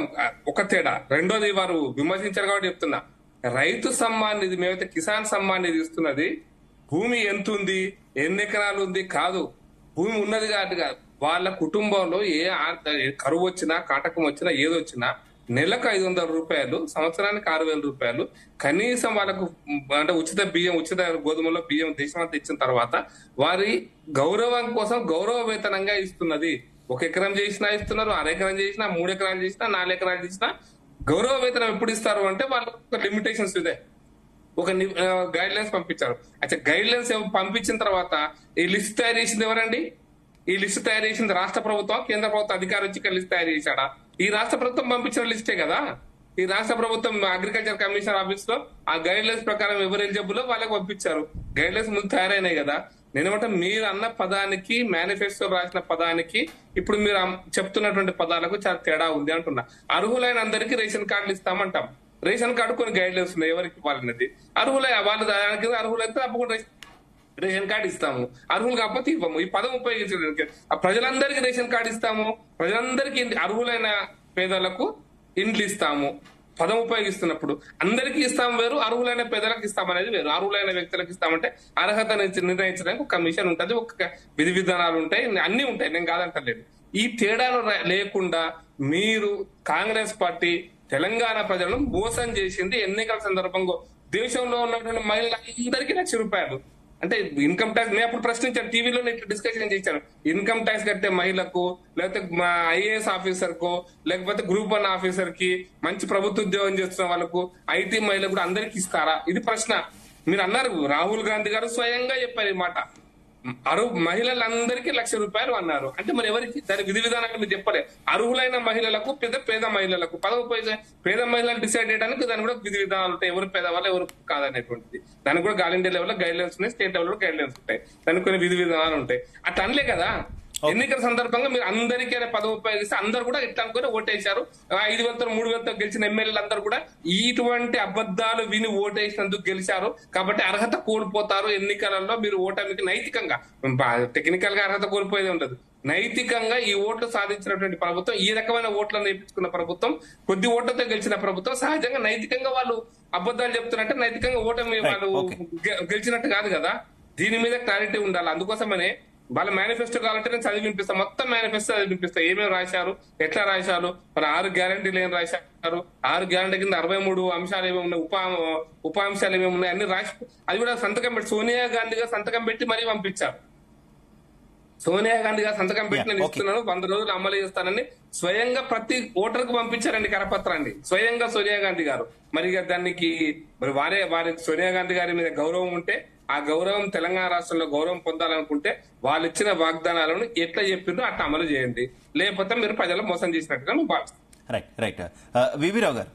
వీరరావు గారు, రైతు బంధు ప్రవేశపెట్టినప్పుడే మీలాంటి పెద్దలంతా కూడా చాలా సందేహాలు ఏమనెత్తారంటే, ఎన్ని ఎకరాలు ఉంటే అన్ని ఎకరాలు ఉన్న ప్రతి ఒక్కరికి కూడా రైతు బంధు ఇవ్వడం కరెక్టా కాదనేటటువంటి ఒక ప్రశ్న, కౌలు రైతుల పరిస్థితి ఏంటి, ఇక పోడు భూముల పరిస్థితి ఏంటి, ఈ రకంగా చాలా అంశాలు తెర మీదకి వచ్చాయి. ఇప్పుడు అయితే అనధికార లేఅవుట్లు తీసుకున్నారనేటటువంటి ఆరోపణ కూడా ఉంది. ఏదైనా సరే ఒక పథకాన్ని సమర్థవంతంగా నిజమైన లబ్ధిదారులకు ఇవ్వడం శ్రేయస్కరం. ఆ రకంగా ప్రస్తుతం కాంగ్రెస్ ప్రభుత్వం అడుగులు ఉంటున్నాయా, లేదంటే కాలయాపనే చేస్తున్నారా? మీ విశ్లేషణ ఏంటి? ఇప్పుడు భక్తులందరూ మాట్లాడారు, ఇప్పుడు అందరూ శాకాహారులే గాని గప్పలో మొత్తము రొయ్యలు మాయమైపోయినట్టు పరిస్థితిలో చందంలో ఇవాళ మాట్లాడుతా ఉన్నారు. ప్రజల బలహీనతలే రాజకీయ పార్టీల పెట్టుబడిగా నడుపుకుంటున్నటువంటి అధికారంలో ఉన్న వాళ్ళు, అపోజిషన్ లో ఉన్న వాళ్ళు, ఎన్నికల్లో వాగ్దానాలు చేసే పెద్దలందరికీ విజ్ఞప్తి ఏంటంటే అసలు మీరు మూలాలను మర్చిపోయి ఈ గంటకు నువ్వు దొంగ అని మాట్లాడుకొని ప్రజల్ని మీరు ఈ రోజు వాళ్ళ బలహీనతల మీద మీరు రాజకీయం చేస్తున్న పరిస్థితి మనకు స్పష్టంగా కనబడుతుంది. ఈ యొక్క సమస్య అనేది మొత్తం ఈ రోజు భారతదేశ రాజకీయాలను కుదుపుతున్నటువంటి సమస్య. ఈ సమస్య ఇవాళ కేంద్రంలో ఉన్న బీజేపీకి నిన్న 400 సీట్ల నుంచి 200 తీసుకొచ్చిన పరిస్థితి. ఈ సమస్య ఇవాళ బీఆర్ఎస్ ప్రభుత్వాన్ని ఇవాళ దించేసినటువంటి పరిస్థితి. ఈ సమస్య గత కొన్ని సంవత్సరాల క్రితం కాంగ్రెస్ పార్టీ వదిలేసినటువంటి సమస్యలకు సమాధానాలు రాబట్టే ప్రయత్నంలో పూర్తి సమాధానాన్ని ఇయ్యలేని పరిస్థితిలో జరిగినటువంటి పరిస్థితి. ఈ పరిస్థితి ఇవాళ రైతుల యొక్క మొత్తం ఆత్మగౌరవానికి సంబంధించింది, రైతులకు సంబంధించినటువంటి ఆర్థిక సామాజిక విలువలకు సంబంధించినటువంటి విషయం. ఎప్పటికప్పుడు రైతుల యొక్క బలహీనతల మీద ఆడుకొని వాళ్ళ ఓటు బ్యాంకులు రాజకీయాలను చేసుకొని పబ్బం గడుపుకునే రాజకీయాలకు ఇది ఒక ఛాలెంజ్ గా మారిన పరిస్థితి. ఇది అంతా సున్నితంగా ఒకరి మీద ఒకరు ఏదో తాత్కాలికంగా అబాండాలు వేసుకొని బయటపడితే సమస్య సమాధానం రాదండి. ఇది సమూలంగా గత 15-20 సంవత్సరాల క్రితమే ఆనాడు భూ విషయంలో భూభారతి అనే స్కీము కేంద్ర ప్రభుత్వంలో ఇదే కాంగ్రెస్ ప్రభుత్వంలో వేల కోట్ల రూపాయలు దీన్ని ఒక బడ్జెట్ గా పెట్టి మొత్తం దేశమంతా కూడా దీన్ని ఒక కొలతలు చేసి అక్కడ ఉన్నటువంటి హద్దుల విషయంలో ఒక నిర్దిష్టమైనటువంటి విధానాన్ని తీసుకురావడానికి గ్రామ సభల్లో గ్రామ పంచాయతీ స్థాయిలో ప్రజల్ని కూర్చోబెట్టి లబ్ధిదారులను కూర్చోబెట్టి గ్రామ స్థాయిలో చర్చలు చేసి నిర్ణయాలు చేయమని చెప్తే ఈ రోజు కూడా ఆ ప్రయత్నం జరగలేదండి.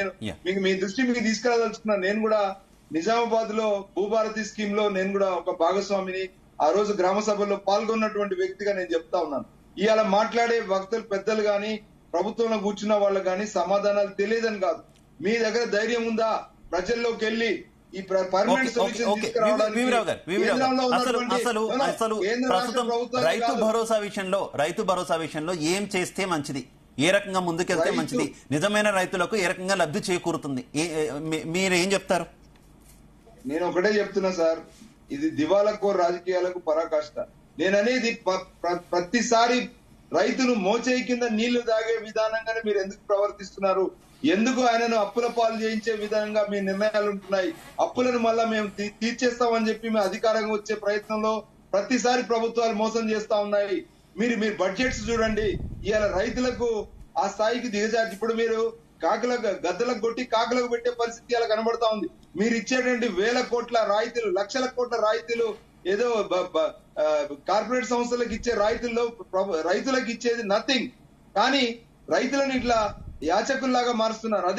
అదే కార్పొరేట్ సంస్థలు వాడు ఏమి ఇస్తాడో తెలియదు, వేల కోట్ల రూపాయలు మాఫీ చేశారు. ఆ తర్వాత భూములన్నీ దారాదత్తం చేస్తా ఉన్నారు. అదే ఇవాళ క్షేత్రస్థాయిలో ఉన్నటువంటి రైతుల విషయానికి వస్తే వాళ్ళ భూములు విలువలు పెరగడానికి రియల్ ఎస్టేట్ ఏజెంట్లు, బ్రోకర్లు గ్రామ స్థాయిలో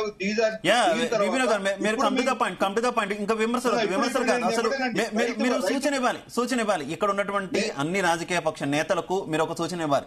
ఏ రకంగా ముందుకెళ్తే బాగుంటుంది రైతుల విషయంలో, ముఖ్యంగా తెలంగాణ రాష్ట్రంలో ఈ రైతు భరోసా విషయంలో ఏ రకంగా ముందుకెళ్తే మంచిది? అన్ని పార్టీలతోనే ఒక కమిటీ వేయాలండి. అన్ని రాజకీయ పార్టీలతోనే ఒక కమిటీ వేసి ఆ రాజకీయ పార్టీలన్నీ గ్రామ స్థాయిలోకి వెళ్లి వాస్తవాలు అన్ని కూడా దాన్ని క్రోడీకరించి ప్రజల్లో ఉన్నటువంటి రియల్ సమస్యల్ని ఒక క్షేత్రస్థాయిలో వర్క్ చేసిన తర్వాత దీని సమాధానాల విషయంలో కూడా ప్రజలను చైతన్య పరిస్థితి చేస్తే బాగుంటది. అంతేగాని ఈ గంట గడిస్తే చాలు ఏదో ఈ డబ్బు పంచడం కోసమే ఈ మొత్తం స్కీమ్ అని చెప్తే ఇది మళ్ళీ సమస్యను పెంచినట్టు అవుతుంది. దీని ఒక పర్మనెంట్ సొల్యూషన్ కోసం అన్ని రాజకీయ పార్టీలు ప్రజలను దృష్టిలో ఉంచుకొని మాట్లాడాల. మీరు ఎదుటోని మీద బురద జల్లే వ్యవహారము, మేము గొప్పలం అనే మాట తిరోధకాలు ఇచ్చి ప్రతి ఒక్కరు కూడా ఇది ఏంటంటే ఇది క్యాన్సర్ లాగా మారినటువంటి పరిస్థితి. మీరు లివర్ లో క్యాన్సర్ ఉంటే పొట్టలో క్యాన్సర్ ఉందని చెప్పి పబ్బం గడుపుకునే మెడికల్ వ్యవస్థ ఎంత దారుణమో ఇవాళ రాజకీయ వ్యవస్థ కూడా రైతుల విషయంలో గాని భూముల విషయంలో గాని అదే పరిస్థితిలో ఉండకూడదు. ఖచ్చితమైనటువంటి సమాధానాలు రాబట్టే పరిస్థితి విషయంలో ఒక కంబైన్డ్ ఆల్ పార్టీ ఒక కమిటీ వేయాలి. ఆల్ పార్టీ కమిటీలో కొంతమంది క్షేత్రస్థాయిలో పనిచేస్తున్న ఇండిపెండెంట్ గా వ్యవహరిస్తున్నటువంటి సంస్థలు కూడా పనిచేస్తా ఉన్నాయి. Okay, క్షేత్రస్థాయిలో రైతు సంఘాలు కానీ ఇలా చాలా భూముల మీద పనిచేసే సంఘాలు ఉన్నాయి, మీడియా ఉంది. వీళ్ళన్నింటినీ అందరినీ కూడా దీంట్లో భాగస్వాములు చేసి రౌండ్ టేబుల్ కాన్ఫరెన్స్ పెట్టి చర్చలు పెట్టి ఒక సమాధానం తీసుకొస్తే బాగుంటది. రైట్, ఓకే వివీరావు గారు, ఓకే రైట్ రైట్. రవికుమార్ గారు ఏమంటారు? ప్రధానంగా గతంలో కౌలు రైతులు కూడా రైతు బంధు ఇవ్వాలి అనేటటువంటి విజ్ఞప్తులు వచ్చినప్పుడు స్వయంగా కేసీఆర్ ప్రెస్ మీట్ లో కొన్నిసార్లు ఏ రకంగా ఇస్తాము అంటే ఏ రకంగా డెఫినేషన్ మనం తీసుకొస్తాం రైతుకి కౌలు రైతుకి అనేటటువంటి క్వశ్చన్ తిరిగి ప్రశ్నించినటువంటి పరిస్థితి. ఇప్పుడు కౌలు రైతులకు కూడా ఇచ్చే ప్రయత్నం కాంగ్రెస్ చేస్తుంది కదా, ఏంటి మీకు సాధ్యపడింది, ఇప్పుడు వీరికి ఏ రకంగా సాధ్యపడుతుంది, మీరు స్వాగతిస్తారా? ముందు ఆచరణలో పెట్టిన తర్వాత చెప్పడం కాదు, ఇప్పటికీ చెప్పిండు, అధికారంలోకి వచ్చిండ్రు, మళ్ళీ రిపీటెడ్ గా కాన్స్టాంట్ గా ఇది డైవర్షన్ టాక్టిక్స్. చేసే పని చేయాల్సిన పని చేయకుండా ప్రజలు గందరగోళం చేసే పని చేసుకుంటా ఇవాళ రైతు బంధు జరుగుతున్నది. దాంట్లో కొన్ని ప్రాక్టీస్ లో 25,000 కోట్లు అంటున్నారు కదా, ఎవరైతే చెప్పారు వాళ్ళు అవి లీగల్ గా ఆన్ పేపర్ చూస్తే రికార్డుల ప్రకారంగా చూస్తే అది పొరపాటు ఉండదు. కానీ కన్వర్షన్ జరగకుండా వ్యవసాయేతర భూములుగా మార్చాల్సినవి మార్చకపోవటం వల్ల ఇల్లీగల్ లేఅవుట్స్ కావచ్చు, గుట్టలు అటువంటివన్నీ ఉండేటువంటి దాని కారణం ఇప్పటికైనా వాటిని సంస్కరించాలి. ఇప్పటికైనా ఏంటంటే ఇప్పటికి ఆల్రెడీ ఉన్నది కొంత జరుగుతుంది. దాంతో ఆ కారణంగానే ఇవాళ ఇప్పుడు ఉన్నటువంటిది ఎగ్జాంపుల్ గా మారినటువంటిది గట్కేసరిది బయటపడింది. దాన్ని ఏవైతే వ్యవసాయేతర భూములుగా కన్వర్ట్ అయ్యి వినియోగంలో ఉన్నాయో వాటిని ఆన్ పేపర్ కన్వర్ట్ చేయాలి. 2 గుట్టలు కొండలు అన్న ఉంటున్నాం కదా, అవి కూడా ఎట్ల పట్టాలు వచ్చినాయి ఇంతకాలంగా, ఎట్లా వచ్చినాయి రిజర్వ్ భూములుగా ఉన్నటువంటి వాటిని కూడా తీసేసి అటువంటి వాటిని చేయాలి. ఎవరు వద్దంటలే, ఎందుకంటే వాస్తవంగా దాని ఉద్దేశం కూడా కేసీఆర్ గారు ఆ రోజు చాలా స్పష్టంగా చెప్పారు. దాని ఉద్దేశం కూడా ఏంటంటే వ్యవసాయం చేస్తున్నటువంటి రైతుకు కష్టంగా ఉన్నది, పెట్టుబడి, విత్తనాలు, ఎరువులు, ఇవన్నిటి సమస్య ఉన్నది, అప్పుల పాలవుతున్నాడు. ప్రకాష్ రెడ్డి గారు మాట్లాడుతూ వీళ్ళు తీసుకోలేదు, ఎవరైతే అనధికారికంగా ఉన్నారో వాళ్ళు తీసుకోలేదు, ఇచ్చారు, గత ప్రభుత్వం ఇచ్చిందంటూ కూడా ఆయన ఆరోపించారు. ఎవరు తీసుకోలేదు ఇవ్వడమే ప్రధాన తప్పు అన్న రకంగా ఆయన మాట్లాడినటువంటి పరిస్థితి నేను వినలేదు. ఎందుకంటే నేను వినలేదు కాబట్టి ఎందుకు అంటే ఆ రోజు ఇవ్వటంలో ఉద్దేశమే. అందుకే ఎవరైతే ప్రతి 100 ఎకరాలు ఉన్నా కూడా ఇచ్చే ఉద్దేశమే. ఎందుకంటే మరి అది ఎట్లా వచ్చింది? ఈ దేశంలో భూగరిష్ట పరిమితి చట్టం ఉంది కదా, ఎట్లా ఒక్కొక్కరికి 100 ఎకరాలు 200 ఎకరాలు ఎట్లా వచ్చింది? ఆ చట్టాన్ని ఉల్లంఘించినటువంటి వాళ్ళు ఎవరు? చట్టాన్ని ఎందుకు అమలు కాలేదు ఇన్ని రోజులు దేశంలో? ఒక వ్యక్తి మీద 100 ఎకరాలు 200 ఎకరాలు ఎట్లా వచ్చింది? అది ఎందుకు అమలు కాలేదు? ఉంది కదా భూగరిష్ట పరిమితి చట్టం ఉంది కదా, వ్యవసాయ భూగరిష్ట పరిమితి చట్టం ఉంది, పట్టణ భూగరిష్ట పరిమితి చట్టం ఉంది, ఎందుకు అమలు కాలేదు? ఇవన్నీ కూడా ఏంటంటే మళ్ళీ దాని లోపల చర్చలోకి పోతే ఇవన్నీ కూడా ఇప్పటికైనా మనము దాటిని సరిదిద్దుకోవాల్సినటువంటి అవసరం. ఆ చట్టాలన్నీ వైలేట్ అయినాయి కాబట్టి, వైలేట్ అయ్యి వ్యవసాయ భూమిగా నమోదైంది కాబట్టి పాస్బుక్లు ఉన్నాయి. పాస్బుక్ ఉన్న తర్వాత ఒక రైతు పేరు మీద పాస్బుక్ ఉన్న తర్వాత పాస్బుక్ వ్యవసాయ భూమిగా నువ్వు సర్టిఫికేట్ పాస్బుక్ ఇచ్చిన తర్వాత ఎట్లా డినై చేస్తారు? అందుకే ఇక్కడ సంస్కరించాల్సింది ఏంటంటే ఇవాళ మీరు ఏదైతే నిబంధనలు అంటున్నారో, ఏదైతే అంటున్నారో ఆ నిబంధనలు ఏవో చెప్పండి. 10 ఎకరాలకు ఇస్తారా? అది బహిరంగంగా చెప్పండి. 20 ఎకరాలకు పరిమితం చేస్తారా? చెప్పండి. చట్టం ఉన్నది. సన్నకారు రైతు అని ఉంది చట్టంలోనే, పెద్ద రైతు అని ఉన్నది. చిన్నకారు రైతు, సన్నకారు రైతు, పెద్ద రైతు అని చెప్పేసి మనకన్నీ ఇవన్నీ కూడా మన చట్టంలో చాలా స్పష్టంగా ఉన్నది. ఎక్కడికి పరిమితం చేస్తారు, ఏ స్థాయిలో పరిమిస్తారు, దానికి ఉన్నటువంటి హేతుబద్ధత ఏంది, కండిషనాలిటీస్ ఏంటని చెప్పండి. ప్రభుత్వానికి ముందు ప్రభుత్వము ఒక ప్రజల్ని గందరగోళపరిచే కంటే, ఉన్నటువంటి స్కీమ్ని ఆపివేసి పెద్ద చర్చలుగా మార్చే కంటే as government should take a view. మాది ఇది విధానము, ఈ విధానంలో మేము ఇవ్వదలుచుకున్నాము. మీరు ఎన్నికలప్పుడు మోసం చేసిండ్రు, అందరికి ఇస్తామని చెప్పారు, రైతులందరికీ అని చెప్పారు. ఇందాక ప్రకాష్ రెడ్డి గారు చెప్పినట్టుగా మేనిఫెస్టోలో అర్హులైన అనలే, రైతుల దగ్గర అర్హులైన పేదలకు ఇండ్లు అంటాం, అర్హులైన వాళ్ళందరూ రేషన్ కార్డులు అంటాం, ఇంకోటి అంటే, కానీ రైతుకు వచ్చేసరికి, రైతు భరోసా దగ్గరికి వచ్చేసరికి ఆ మాట చెప్పలే. రైతులందరికీ అన్నారు, రైతులకే కాదు కౌలు రైతులకు కూడా అన్నారు. మీరు ఇప్పుడు చేయాల్సిన పని ఏంటంటే మీ డెఫినేషన్ లో ఏ రైతులకు ఇస్తారనేది చెప్పండి. ఒకటి, మీ డెఫినేషన్ లో కౌలు రైతు ఎవరో చెప్పండి, డిఫైన్ చేయండి. కౌలు రైతు డిఫైన్ చేయాలి కదా. ఎందుకు ఆ రోజు కేసీఆర్ గారు ఎందుకు అంటే ఈ కౌలు రైతు అన్నటువంటిది పరిగణలోకి తీసుకుంటే ఇప్పుడు మళ్ళీ వ్యవసాయం చేస్తున్నటువంటి అక్కడ రైతుకు హక్కు, భూమి యజమానికి కౌలు చేస్తున్నటువంటి మధ్యన పంచాయతీ పెట్టినట్టుంటది. అదొక మళ్ళీ కొత్త భూ వివాదాలకు వాళ్ళ మధ్యన ఘర్షణకు అవకాశం ఉంటుంది అన్న ఉద్దేశంతో దాన్ని ఆ రోజు తీసుకోలేదు. మీరు స్పష్టంగా చెప్పిండ్రు కౌలు రైతు అన్నారు. మీ దృష్టిలో కౌలు రైతును దేని పరిగణలోకి తీసుకుంటారు? ఆ కౌలు రైతు ఎవరో ఎట్లా దానికి ప్రాతిపదిక అని చెప్పండి. తర్వాత వ్యవసాయ కూలీ అన్నారు. ఆ కూలీ వ్యవసాయ కూలీ ఏంది, దానికి ప్రాతిపదిక ఏంది, ఎట్లా అయింది అన్నది చెప్పండి.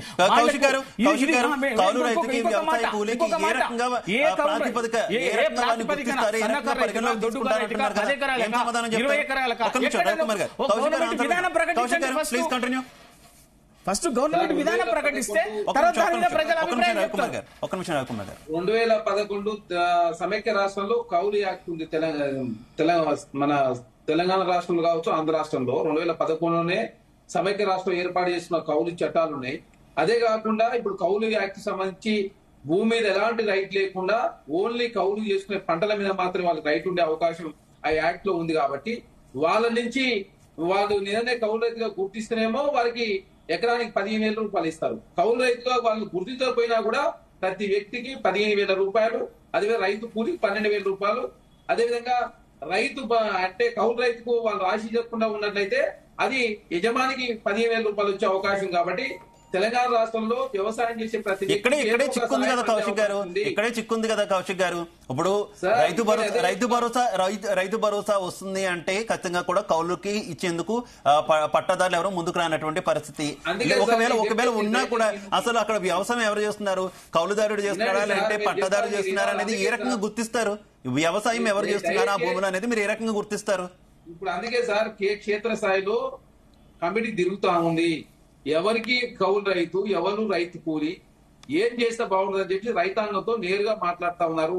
మొన్న ఖమ్మంలో దిగుతున్నప్పుడు కౌలు రైతులను మీరు వాళ్ళు రాజకీయంగా మాకు కాబట్టి మేము భూమి మేమే చేస్తాం కాబట్టి పండించే పంటకు మాకు బోనస్ ప్రకటించని చెప్పి కొంతమంది రైతాంగం అక్కడ ఖమ్మంలో చెప్పారు. కాబట్టి తెలంగాణ రాష్ట్రంలో 9 జిల్లాలు తిరిగిన తర్వాత మాత్రమే వాస్తవ విషయాలు బయటకు వస్తాయి. అదే కాకుండా ఇప్పుడు ఒక వ్యక్తి భూమి ఉన్నది, నాదే భూమి అనుకోండి, మీకు నేను కౌలుకి ఇచ్చిన రాసి పోయినట్లయితే ఖచ్చితంగా రాసి ఇచ్చి ఉంటేనేమో కౌలు రైతుకు ఖచ్చితంగా రైతు బంధు భరోసా సాయం 15,000 రూపాయలు ప్రతి ఎకరాకు వస్తుంది. కానీ రాసి ఇవ్వకుండా ఉన్నట్టయితే తనను కౌలు రైతుగా గుర్తించి ఓవరాల్ గా ఎన్ని ఎకరాలున్నా ఖచ్చితంగా 15,000 రూపాయలు ఇచ్చే విధంగా ఆ పథకంలో రూపకల్పన చేస్తా ఉన్నారు.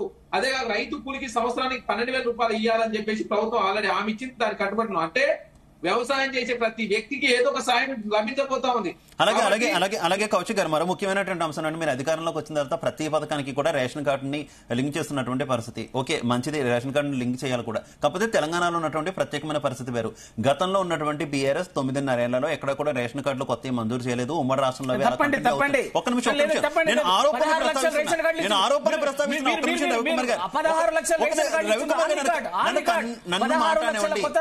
నన్ను కంటిన్యూ చేయను, ఒక్క నిమిషం నన్ను కంటిన్యూ చేయను అని ఆరోపించింది మీరే. ఎక్కడా ఇవ్వలేదు, ఉమ్మడి రాష్ట్రంలో ఉన్నాయని ఆరోపించింది కాంగ్రెస్ నాయకులే. ఇప్పుడు ఆ రకమైనటువంటి ఆరోపణ ఉండగా కొత్త రేషన్ కార్డులు మంజూరు చేయకుండా వచ్చిన ప్రతి పథకానికి కొత్త రేషన్ కార్డును మంజూరు చేస్తే నిజమైన లబ్ధిదారులు ఎంతమంది వస్తారు? మీరు అధికారంలోకి వచ్చిన తర్వాత ఈ 6-7 నెలల్లో ఎన్ని కొత్త రేషన్ కార్డులు మంజూరు చేశారు? లేలే, ఇక్కడ ఒకటి గుర్తుపెట్టుకోవాల్సిన అవసరం ఏంటంటే ప్రతిరోజు మున్సిపల్ ఆఫీస్ లో కావచ్చు, ఎంపీడీఓ ఆఫీస్ లో అప్లై చేసుకుంటా ఉన్నారు. అప్లై చేస్తున్నారు. ఎన్ని మంజూరైన ఎన్ని ఇచ్చారు? అసలు మీరు అధికారంలోకి వచ్చిన తర్వాత ఎన్ని రేషన్ కార్డులు ఇచ్చారు? మీరు వచ్చి 7 నెలలు అవుతుంది, మీరు అంతా ఏది పడుతుంది ఎట్లా రిసెట్ అవుతుందని నాకు అర్థం కాదు. 6,71,000 కోట్ల అప్పు ఉంది. ప్రతిరోజు 91 కోట్ల రూపాయలు అప్పు పొడి కడతా ఉన్నాం. నెల తిరుగుతా 7 నెలలు అయింది కౌశిక్ గారు 7 నెలలు అయింది. కానీ ప్రతి పథకానికి లింక్ చేసింది మీరే కదా. ఎన్ని ఇచ్చారని అడుగుతున్నా నేను. ఎన్ని రేషన్ కార్డులు ఇచ్చారని అడుగుతున్నాను. 500 ఇచ్చారా, 1000 ఇచ్చారా, ఎన్ని ఇచ్చారు? మీరు దయచేసి మీరు అనవసరంగా అనవసర ప్రజలను భయభ్రాంతులకు గురి చేసే ప్రయత్నం మీరు చేస్తా ఉన్నారు. గతంలో రేషన్ కార్డు తీసేసినప్పుడు ఎవరు మాట్లాడలేదు. ఎడిపోయినా మీరు అంత మరి ఎందుకు మాట్లాడలేదు? కేసీఆర్ గారు 10 లక్షల రేషన్ కార్డు తీసేసి తెలంగాణ రాష్ట్రంలో మేము వచ్చిన తర్వాత రేషన్ కార్డు 16 లక్షల రేషన్ కార్డు మీరు అబద్ధాలు చెప్పడం మానేయండి. మీకు అప్పచెప్పినటువంటి పరిపాలన చేయండి. మీరు ఇచ్చిన హామీలు నెరవేర్చండి. మీరు ఇచ్చిన హామీలు నెరవేర్చకుండా పరిపాలన చేయకుండా ఎంతసేపు డైవర్టెడ్ ట్యాక్సీ చేసి 100 రోజులు అన్నారు. 8 నెలలు నడుస్తున్నది. ఇంకెంతకాలం మోసం చేస్తారు ప్రజల్ని? ఎంతకాలం వంచన చేస్తారు? ఇప్పటి వరకు ఆ రోజు రైతు రుణమాఫీ అప్పుడు మీరు చెప్పిందండి 41,000 కోట్లు ఉన్నాయని 2 లక్షలు. ఇవాళ మొన్న క్యాబినెట్ మంత్రికి వచ్చేసరికి 31,000 కోట్లు వచ్చింది. మరి 10,000 కోట్లు ఎవరి మీకు రుణమాఫీ చేయలేదు 12,000 కోట్ల రూపాయలు. మేము రుణమాఫీ చేస్తా ఉన్నాం 31,000 కోట్ల రూపాయలు. ఒక్క నిమిషం కౌశిక్ గారు, మీరు ఎన్ని సెటిల్ కౌశిక్ గారు వాళ్ళు చేయలేదు. ఒక్క నిమిషం కౌశిక్ గారు, గత ప్రభుత్వాలు చేయలేదు, గత ప్రభుత్వాలు చేయలేదు అనేటటువంటి ఆరోపణలు మీరు చేశారు. ప్రజలు విశ్వసించారు, మీకు అధికారం ఇచ్చారు. ఇంకా మీరు గత ప్రభుత్వాల మీద విమర్శలు చేస్తూ ఉంటే ఎలాగా? మీరు ఏం చేస్తారు, మీరు ఏం చేశారు అనేదే కదా చెప్పుకోవాలి. 7 నెలలలో మాకు ఈ పథకం అమలు చేయడానికి కుదరలేదు అంటే ఓకే, ప్రజలు ఒప్పుకుంటారు. కనీసం రేషన్ కార్డులు ఇవ్వడానికి కూడా మాకు మేము వచ్చే 7 నెలలే కదా అయిందంటే ఎలాగా? రేషన్ కార్డు ఇవ్వడానికి కూడా మేము వచ్చే 7 నెలలు అయిందంటే ఎలా? ఏమనుకుంటారు రేషన్ కార్డు అంటే ఏమనుకుంటారు మీరు? వచ్చిన ఎమ్మటే ఇవాళ వచ్చి ఇప్పుడు తీస్తారు అనుకుంటారా? అప్పుడు ఏ రకంగా మీరు అన్ని పథకాలకి రేషన్ కార్డులు లింక్ చేస్తారు? నా ప్రశ్న అదే మీరు ఇప్పటికప్పుడు కొత్త రేషన్ కార్డులు ఇవ్వలేనప్పుడు అన్ని పథకాలకి రేషన్ కార్డులు ఏ రకంగా లింక్ చేస్తారు? మీరు అప్పుడే రేషన్ కార్డులు పూర్తి స్థాయిలో ఇవ్వలేనప్పుడు అన్ని పథకాలకు రేషన్ కార్డును ఏ రకంగా లింక్ చేస్తారు? అప్పుడు నిజంగా లబ్ధిదారులు నష్టపోతారు కదా. టీవీలలో కూర్చొని మా ప్రభుత్వం బురదలే ప్రయత్నం మీరు చేయాలి. మీరు ఆ రకమైన ఆరోపణలు చేయడం కరెక్ట్ కాదు. మీరు సమాధానం లేనప్పుడు మా మీద విమర్శలు చేయడం కరెక్ట్ కాదు. అరే మీరు వచ్చిన మాట్లాడదు సార్. కేసీఆర్ గారు 10 లక్షల కార్డు ఇచ్చినప్పుడు ఎటుపోయింది జీటీవీ? మీరు వచ్చి అలా మామూలు ప్రశ్నిస్తున్నారు. మేము అప్పుడు మాట్లాడాం, ఇప్పుడు మాట్లాడాం, అప్పుడు మాట్లాడాం. దయచేసి మా మీద ఆరోపణలు కరెక్ట్ కాదు. మా మీద ఆరోపణలు కరెక్ట్ కాదు. కౌశిక్ గారు, మా మీద ఆరోపణలు కరెక్ట్ కాదు. దయచేసి మా మీద ఆరోపణలు కరెక్ట్ కాదు. చెప్పిన అమలు చేయండి, తప్పేమున్నది? మీరే అమలు ఇచ్చిందా, ఆచరించిందా? అధికారం ఓటేయండి, ఖాళీ ఓటేయండి. అధికారంలోకి వస్తే డిసెంబర్ 9వ తారీఖున అన్నీ అయిపోతాయని చెప్తున్నారు కదా ప్రజలకి. రవికుమార్ గారు క్రాస్ టాక్ వద్దు. పైసలు ఇస్తున్నాం. ఎంప్లాయీస్ గతంలో 25 తారీఖు జీతాలు ఇచ్చి మేము ఫస్ట్ తారీఖు జీతాలు ఓకే. మా మంచిని మంచి అని చెప్పకుండా మా మీద ఒట్టిన బురద వెళ్తారా మీరు? ఓకే, మీరు అందరూ మీ రాజకీయ ఆరోపణలు రాజకీయ పార్టీల చేత ఆరోపణలు దయచేసి మా మీద మాత్రం వేయద్దు. దయచేసి అందరినీ ప్రశ్నిస్తాం కౌశిక్ గారు, మేము అందరినీ ప్రశ్నిస్తాం. అప్పుడు ప్రశ్నించాం, అప్పుడు ప్రశ్నించారు కాబట్టి మేము కూడా ప్రశ్నించాం కాబట్టి ఇప్పుడు మీరు అధికారంలో ఉన్నారు. దయచేసి ఈ రకమైనటువంటి ఆరోపణలు మామే చేయొద్దు. Right, okay. వివరావు గారు కంక్లూడ్ చేయాలి. సరే, నేను ఒకటి చెప్పదలుచుకున్నాను. ఇప్పుడు గత ప్రభుత్వాల గురించి మాట్లాడడం అని అనవసరము. ఇప్పుడు మేము అధికారం ఒక్క నిమిషం కౌశిక్ గారు ప్లీజ్ కౌశిక్ గారు కంక్లూడ్ టైం. వినండి. తెలంగాణ రాష్ట్రంలో ప్రజా సంక్షేమం కోసం ప్రభుత్వం ఒక్క నిమిషం. ఇప్పుడు వాదన కోసం వాదన చేసుకోవడం. ఒక్క నిమిషం కౌశిక్ గారు ప్లీజ్ కంక్లూడ్ టైం.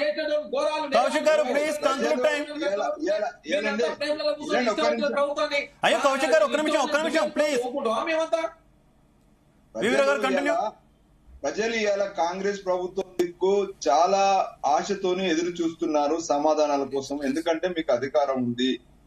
వాళ్ళ మీద భరోసా మీరు ఇచ్చే డబ్బుల కన్నా ఎక్కువ వాళ్ళ యొక్క మనసులను చూరగొనే ప్రయత్నం చేయాలి. ఇవాళ మీడియాలు ప్రశ్నిస్తాయంటే ఖచ్చితంగా దీని ద్వారానే ప్రజలకు భరోసా వస్తుంది. ప్రశ్నించడం వాళ్ళ నోరు మూయించే ప్రయత్నం పక్కన పెట్టి ఒక భరోసా కలిగించడం కోసం అందరినీ కాన్ఫిడెన్స్ లోకి తీసుకొని పనిచేయడం ద్వారా మాత్రమే ఇది సమాధానం దొరుకుతుంది. ఇది మేము చేస్తాం తమాషా మీరు చూడండి అనే పద్ధతి కాకుండా గతంలో ఆ ప్రభుత్వాలు చేసాయి కాబట్టి ఇప్పుడు మీకు అధికారం ఇచ్చారు. ఆ తమాషా మళ్ళీ వద్దు. ఖచ్చితంగా అందరినీ కలుపుకోండి, మీడియాని కలుపుకోండి, ప్రజా సంఘాలను కలుపుకోండి, అపోజిషన్ కలుపుకోండి, పర్మనెంట్ సొల్యూషన్ ఇవ్వండి. అంతేగాని మేము చేస్తాం తమాషా మీరు చూడనే పద్ధతి కరెక్ట్ కాదు. Right, okay. Thank you so much VV Rao గారు, thank you so much Prakash Reddy గారు, thank you so much Charan Kaushik గారు, thank you so much Ravikumar గారు. అందరికీ ధన్యవాదాలు డిబేట్లో పాల్పంచుకున్నందుకు. ఓవరాల్ గా చూస్తే రైతు భరోసాకు సంబంధించి తీవ్రమైనటువంటి చర్చ అయితే నడుస్తుంది. ఒక పక్క కేబినెట్ సబ్ కమిటీ అయితే అన్ని జిల్లాలు కూడా తిరిగి ప్రజల అభిప్రాయాలు